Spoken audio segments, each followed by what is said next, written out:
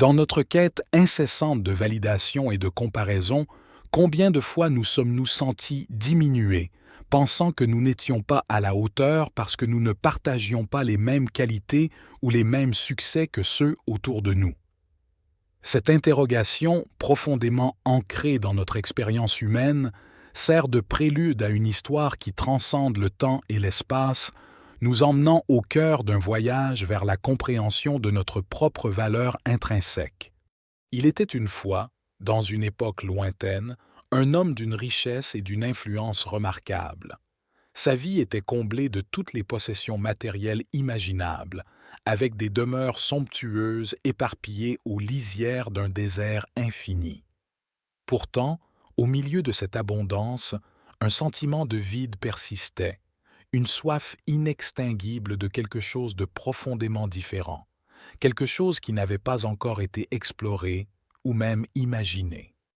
Animé par ce désir ardent de nouveauté et d'originalité, cet homme prit la décision audacieuse de partir à la recherche d'un lieu exceptionnel, un lieu qui pourrait non seulement accueillir une nouvelle demeure, mais symboliserait également un renouveau dans son existence. Son périple le mena à travers des contrées inconnues, des territoires vierges où aucun homme n'avait auparavant osé s'aventurer. Jour après jour, sa quête semblait sans fin. Chaque nouvelle aube apportant son lot de découvertes, mais jamais le lieu tant désiré. Cependant, le destin, dans sa sagesse immuable, avait prévu un tournant inattendu pour notre voyageur. Au détour d'un chemin oublié, il se trouva face à un champ d'une beauté saisissante, un oasis de verdure en plein cœur du désert. Ce champ était presque entièrement dépourvu d'arbres, à l'exception de deux figures majestueuses qui se dressaient comme des phares dans l'immensité du paysage. L'un était un arbre feuillu, dont le feuillage dense et luxuriant offrait une ombre rafraîchissante et un abri contre les éléments. L'autre, dépourvu de feuilles, se tenait avec une grâce élancée, son tronc nu et ses branches s'étendant vers le ciel dans une expression de vulnérabilité poignante. Fasciné par ce contraste saisissant, l'homme vit dans cet endroit l'incarnation parfaite de ses aspirations les plus profondes.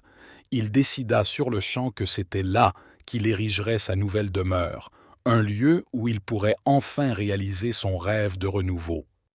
Au fil des jours, alors qu'il planifiait et construisait sa maison entre les deux gardiens naturels, il se prit à observer et à réfléchir sur leur existence silencieuse. Il se demandait comment ces deux êtres si différents avaient pu trouver leur place dans ce paysage, comment ils coexistaient en harmonie malgré leur disparité apparente. L'histoire prit une tournure encore plus profonde lorsque, une fois sa maison achevée à l'ombre de l'arbre feuillu, l'homme remarqua la mélancolie qui semblait émaner de son compagnon dénudé. Ce dernier, se voyant dépourvu de la beauté et de la fonction protectrice de son voisin, se sentait inférieur, négligé, convaincu que sa présence était d'aucune valeur aux yeux de l'homme. C'est alors que l'homme, touché par cette tristesse, décida de révéler à l'arbre la véritable raison de son choix. Il lui expliqua que son existence, loin d'être un signe de manque ou d'insuffisance, était en réalité essentielle à la création de son jardin idéal. L'absence de feuilles de l'arbre permettait une diffusion parfaite de la lumière, du vent et de l'eau, créant ainsi les conditions idéales pour la floraison des plantes les plus délicates. Sa vulnérabilité apparente était sa plus grande force, car elle offrait l'équilibre nécessaire à la vie qui s'épanouissait autour de lui. Avant de poursuivre, nous vous invitons à vous abonner à Graines de Sagesse et d'activer la cloche de notification pour ne manquer aucune de nos vidéos inspirantes. Rejoignez aussi notre belle communauté sur Telegram afin d'échanger avec nos auditeurs inspirants. Maintenant, retournons à notre débat. L'histoire. Cette révélation fut une source d'éveil pour l'arbre, lui montrant que la valeur de chaque être ne réside pas dans une comparaison superficielle avec les autres, mais dans son unicité et sa contribution spécifique à l'ensemble. Il apprit que ce qu'il considérait comme ses plus grandes faiblesses étaient en réalité ses atouts les plus précieux, des dons uniques qui enrichissaient le monde à leur manière. Chers auditeurs, cette histoire nous invite à réfléchir sur notre propre parcours de découverte de soi, sur la manière dont nous évaluons notre valeur et notre place dans ce monde.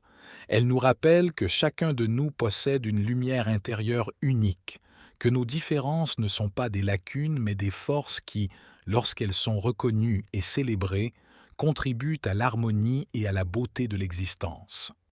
Alors, je vous pose cette question. Avez-vous déjà pris le temps de reconnaître et d'apprécier votre propre unicité?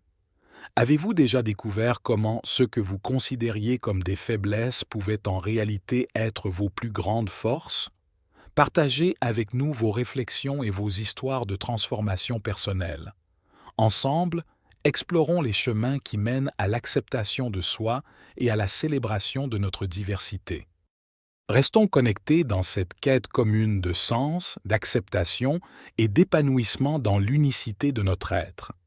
Merci pour votre écoute et à très vite pour notre prochaine vidéo.